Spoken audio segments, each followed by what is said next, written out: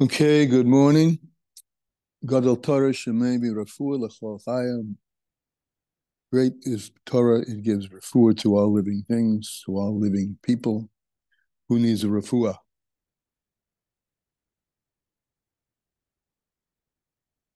Well, Rav Yisrael Feivish ben Braina Malka should have a refuah shlema. Yisrael ben Yamin ben Leah Gittel should have a refuah shlema. Yehudis Golda Basalis Hana, Haim Yaakov Zeb ben Sarah, Yosef Yitzhak ben Lior, Shoshana Bas Hana, Gary Robertson of George, Yaakov Shal ben Hanami, Yehudi Gila Bas Raflea, Henda Yehudis Bas Kalek. Refuah shlema b'koref. Mamash. Anybody else? Okay. 12 of, Elisheva, put yourself, Marshall, put yourself back on mute, please, if you don't mind. And the 12th of Cheshvan, very short, but very deep. One of the Alter Rebbe's early teachings, which were then called Vertlach, or Verta, words, you gradually get longer and longer. Vertlach, words in Ketsorim, short sayings, and then ultimately Maimorim. But at the beginning, in his early days, he said Vertlach. So here's a vort. Just a vort, a little word from the Alter Rebbe. Shema Yisrael Hashem Elokeinu Hashem Echad. He takes that pasuk, Shema Yisrael. So Shema, in the Sidurim in English, mostly translate here, but it means to, well, he translates it in Yiddish, derher, internalize, sense. Shema in the sense of, it's explained in other places. In Chassidus, Shema is associated with Bina, is baininess, contemplate and bring it into your mind and heart, right? But that's just the word Shema. Derher. A Jew has a derher, a sense, meaning also that we are born with this. This is part of our spiritual DNA, so to speak, that we have a sense of what? That Havaya is Elokeinu. Havaya is the Yud Kei Vav Kei, right? Elokeinu is plural, which hints to plurality, the plurality that comes from the singularity through the faculty of tzimtzum, concealment, which is Elokim. But in that tzimtzum, in that multiplicity, we are aware of the eternal presence of Havaya, which is beyond multiplicity, beyond place and time. That's our strength. So we got two words, derher. Take into ourselves and internalize that which has been given to us, which is the internal awareness of the fact that we are one with the Yud Kei Vav Kei, that which is beyond, before, Kamman to the entire creation. And this Havaya is Echad, is one. That's the place where there is no many, there is only one. So, I mean, I'm smiling because this is so simple, yet so profound, If you want to know an example of Hasidic hisbaininess, meditation, here is one. Very simple and very deep. Okay, and that's one of the gifts that we have, a short gift from the Alter Rebbe. Also, of course, a Tzadik who has passed away, and that's our subject here, on the great and greater influence that a Tzadik who passes away has after his patira, the time when he's patur from, exempt from mitzvahs in the physical realm, and rises and rises and rises, and every aliyah creates a descent, hamshacha down below. As he goes up and up, the hamshachas get deeper and deeper. And that's the subject here, particularly in relation to the Alter Rebbe brings it here, on the passing of Rav Mental from Vitebsk, the leader of the Hasidim in Europe, who went to Eretz Yisrael, established Chabad in Eretz Yisrael, and gave over that part of Europe, to the Alter Rebbe. So this is on page, Tanya, page 170. And in Likutei Amorim, yeah, page Kuf Mem Vov, from the bottom counting up, 1, 2, 3, 4, 5, 6, 7. So that the tzaddik who passes away, we said it yesterday, that we live in his shadow. A quote from yesterday. Omanu betzale nechis bagoyim. We say that in his shadow we rest amongst. So the shadow is the casting of light, the casting of his light that extends downward and downward and downward and gets deeper and deeper and deeper the more upward and upward and upward he rises. And then we'll start. A short piece today will be explained at length tomorrow. And this is what it says in the Holy Zohar. And this is now the quote from the Zohar. Interesting, I mean, we have never really, the Zohar was written, we've talked about it at the time of the Mishnah and the Mishnah and the Gemara. And we explained that when we were explaining that when the Zohar says that the only learnings will be in the teaching in the Eitz HaChaim, which is the tree of life, we explained that, of course, you can't take that literally. It means, however, and we explained it the other day, that the Chayas of Kedusha will be grasped by people by learning the Zohar and the whole progeny of Kabbalah, which comes after that, and the tree of life will prevail, meaning that the shards and the skin and the foreskin and the concealments will be revealed. And that's, just to date that, that's around 120 in the Common Era. So this is a lot happening in the Holy Land at that time, in terms of the exposition of the Mishnah, and a lot of arousal of religious fervor and excitement. Must have been an interesting time to live in. So that's when the Zohar was written.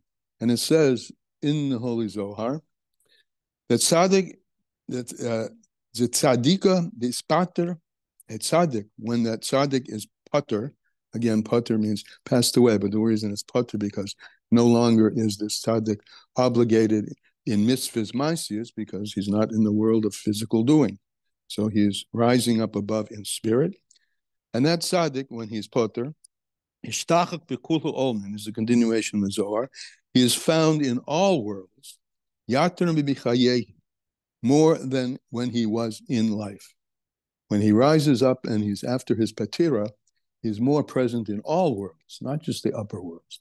And in fact, we're going to emphasize mostly the lower worlds, because the principle that the beginning is wedged in the end. So the higher he goes, the more to the bottom it flows. So the tzaddik is present in all worlds. Meaning what? That even in this world of deed, which we say about this world of deed, this is the day to do them. This is the world in which mitzvahs are done. And even in this world, in the world of Maisa, the world of doing, he's found more. Ki hamasa godel, or gadel. So because the deeds, how are his deeds found in this world? His influence is raining down and is spawning more and more actions amongst his disciples. And we've seen this and do see it every day very clearly in terms of the Rebbe's relationship with the Hasidim after his departure, so his patira. There's more and more taking on the teachings of the Rebbe and Gashmias by more and more people. So his deed, you see the parenthesis, is either the deed is very great or the deed grows. The influence of the tzaddik grows down here below as he rises up higher and higher. As he continues to rise up and generate gedulim, greatnesses and greatnesses, great greatnesses.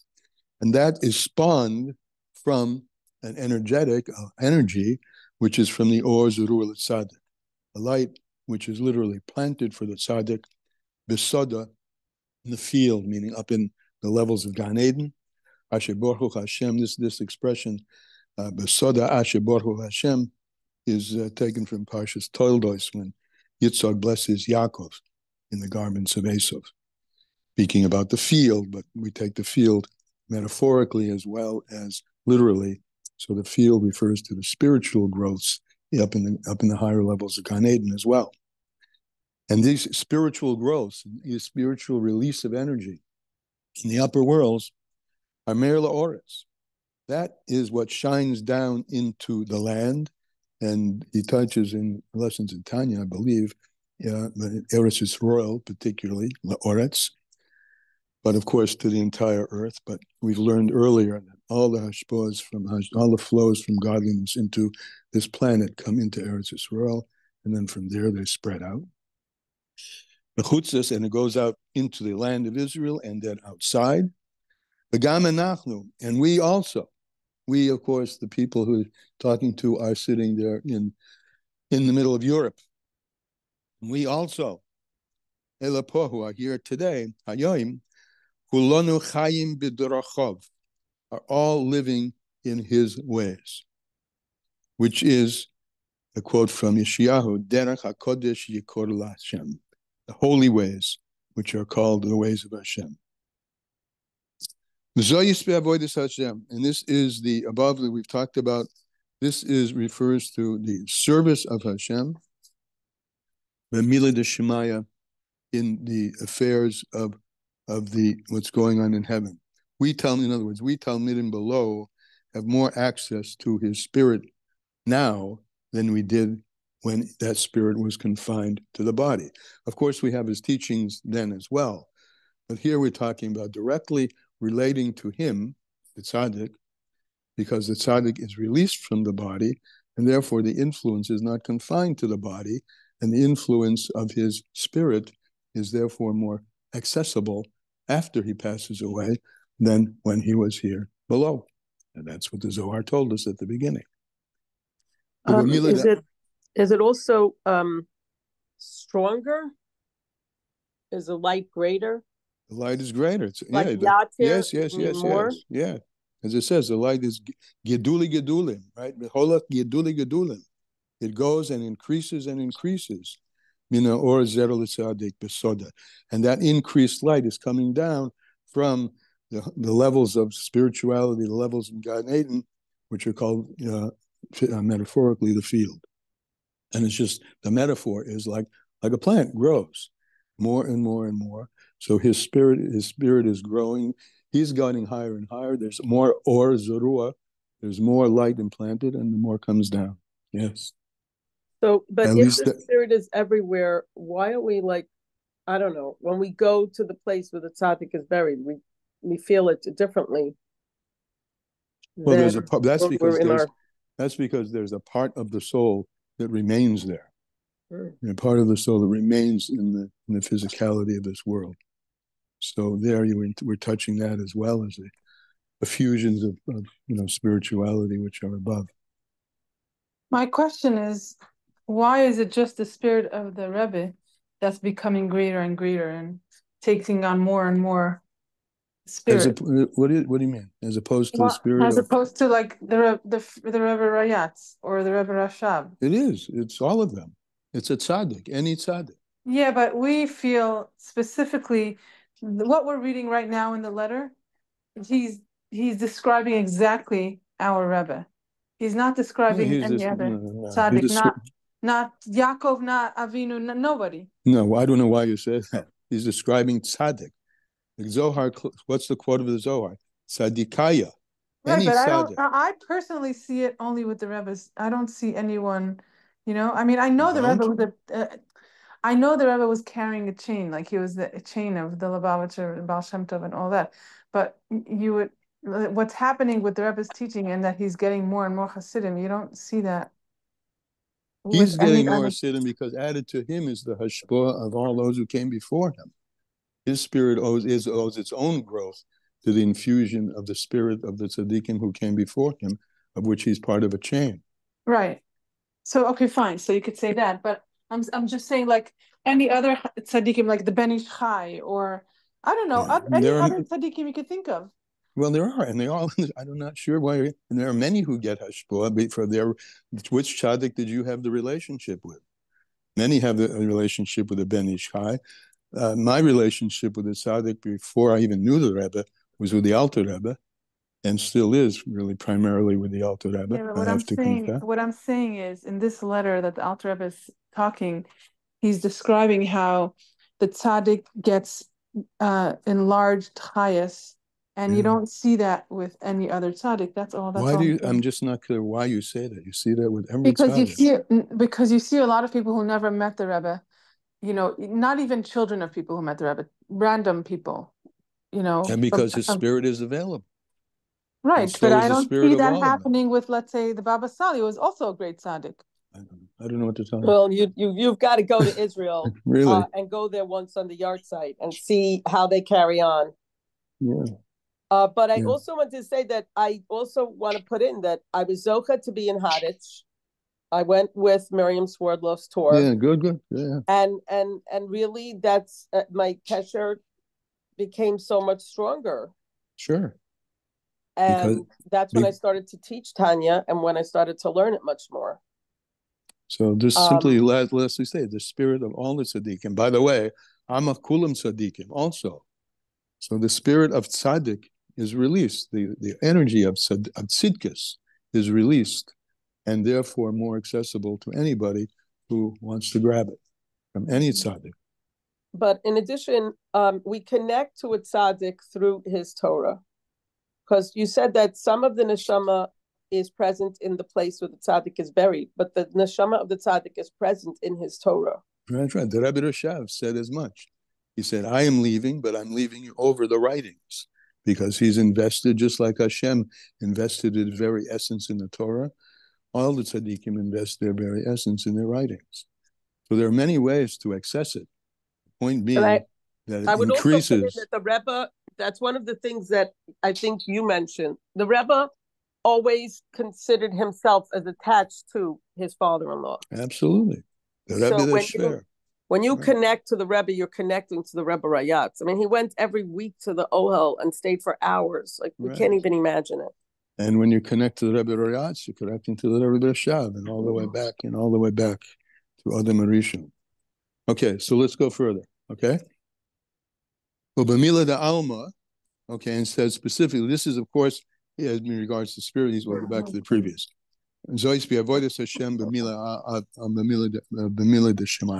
This, of course, occurs when you connect with his derech and his teachings in spiritual affairs. Alma as well, in worldly things. The Ferish, as it says, the Ferish Itna Zohar Kodesh, which is expressly said in the Zohar Kodesh, that Tzadikaya is another quote from the Zohar.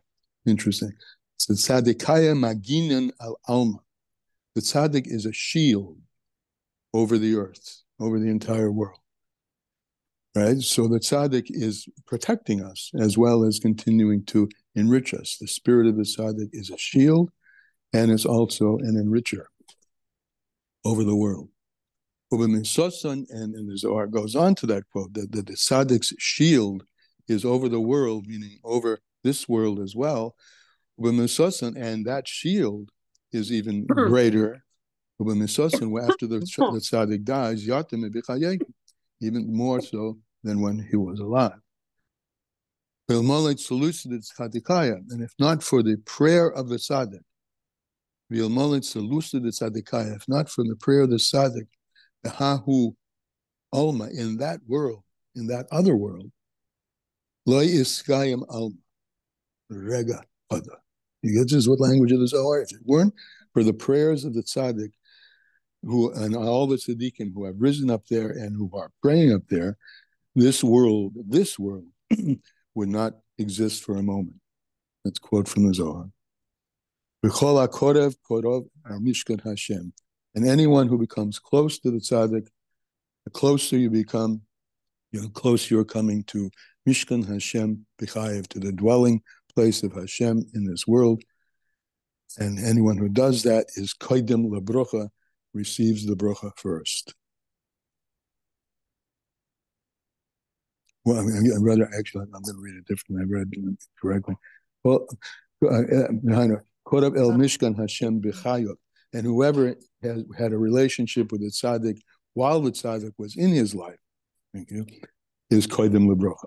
In other words, the chavarai that we'll take the Rebbe, who were close to and are close to, who were close to the Rebbe when the Rebbe was alive, there's a special hashpah that's different from one who's just receiving from the spirituality from above. So could you talk a little bit about practical hiskashas? Because I think that was really what the last question we had was. Like, it's easier for someone to have hiskashas to someone who they actually maybe met in person. Right. Right, but okay, but I'm not sure what you want me to talk about, because obviously that's like what we're talking about now. There is the concept that the tzaddik's influence is greater after he has left this world. Mm-hmm. But we have to be able to receive that.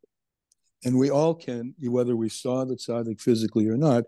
It just ends that one who was close to him in his lifetime has already established that relationship, and therefore, the way I look at it, has already built the channels, in the tzaddik lifetime, went to the Farbrengens, learned the sichos, maybe even asked questions through the mashpiyim that the Rebbe answered. And therefore, there's a closeness that they have, or those who were there and did that, because they were embroiled with the tzaddik in his lifetime. And therefore, there's a really strong connection that started on the physical level. And that still echoes to those who were Korav to him, Korav el Hamishkan Hashem, who were close to the dwelling place of Hashem, meaning the tzaddik, when he was alive before.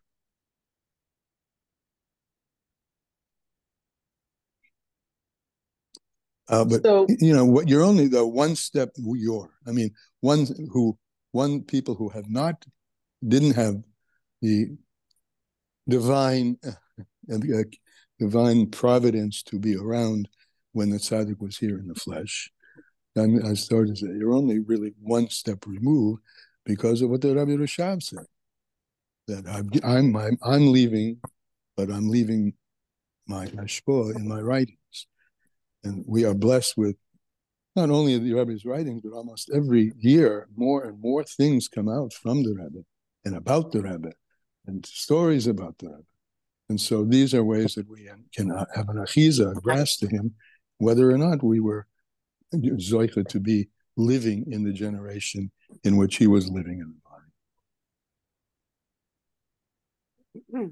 I want to mention something that I find it very interesting, that right when the family of Baruch Benjamin, his family said in Shiva this week. So I feel the letter is talking in general, even though Reb Mendel, it's okay, but that it's there, Mendel, like, of course, I mean, Reb Mendel and our Rebbe these are giants, right? But Baruch was somebody that we really don't really understand fully. He was extremely close to Reb Yoel, who is, part of the Rebbe. And he memorized some kind of auditory or photographic memory, memorized, my mom, whatever, and things. But courage inspired so many people. He had such an influence that was widespread that we don't. He traveled in so many circles. His journeys, his going up and up. It's just like we really. It's like I'm sure that his influence and what he's done to people is something. I'll go one step further then, since it's all by hashgacha pratis. In the days of that his soul is definitely rising, we are learning about this particular piece of Tanya, right? Talking about the neshama of someone rising up above, a tzaddik. So, theories aside, there is a certain hashgacha pratis here, that the patira of Reb Mendel, the tzaddik, is being learned here by us in the same week that Reb Baruch is having his aliyah. At least that's true. We all believe in hashgacha pratis, right? Okay, I think any comments, other comments? If I may, I would want to share. So this is about Rabbi Elimelech of Lezhensk. There was someone who wanted to go to Lezhensk because he didn't have children, so he wanted to pray for a child, but then he couldn't go, he couldn't leave. So he decided that he's going to spend the day alternating between learning the Torah of Rabbi Elimelech in the Noam Elimelech and saying Tehillim. And he had a baby 10 months later. And I know the person, like, right. His sister was in my Kala class, so it's not a story just from a book. By the way, if you haven't learned any of Noam Elimelech, I strongly recommend it because it's so accessible and so, I don't know, in better words, is accessible and, you know, something you can easily get a taste for. That's all. But yeah, I'm sorry. Could you repeat what you just said? I missed. Yeah, the collection, the writings of Noam Elimelech. Elimelech. Yeah, it's a sefer written, you know, by him.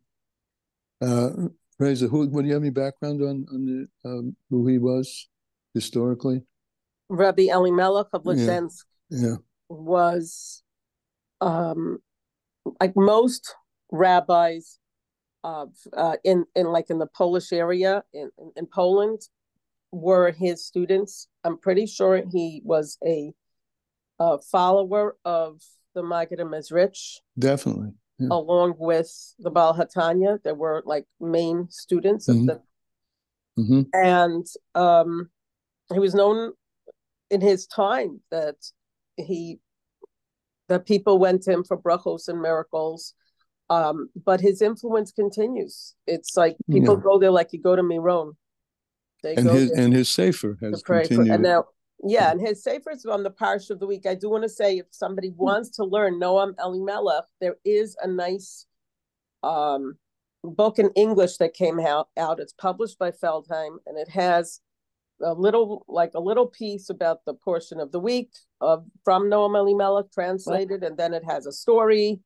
So, you know, connected to the Parsha of the week. So that might be something for for someone who can't do the Hebrew. Thank you. And I think one of the other teachings of this is we're speaking about the patira of a particular tzaddik, that on the day of the patira of any tzaddik, that's what the Zohar says, right? All the tzaddikim. On that day of the patira of the tzaddik, the tzaddik is having an elevation, and that elevation above makes him more accessible down here below. So any immersion in the Torah, whether it's the Rebbe's Torah or it's Levi Yitzchak, the Bereshov, or any of them, on the day of the Patira has a very extraordinary and different force than on other days, because the Aliyah, although Aliyah is affecting a descent. And we could still connect with Rachel Imenu, which is yesterday. Yesterday. Yeah, sure. Okay, we'll continue. But tomorrow, he's going to begin a larger explication of what we talked about today. Wait, I just want to say, somebody connect. My grandmother lived in Yerushalayim, Aleh Shalom, and right in front of her house is Kever Binyamin. And my friend was passing by. She went because she couldn't go to Kever Rachel, and she called me. She's like, "Isn't this where your grandma lived? It's Binyamin's birthday today, because the yahrzeit of Rachel Imenu is the birthday of Binyamin." Wow, very nice. Oh. Mishkayach.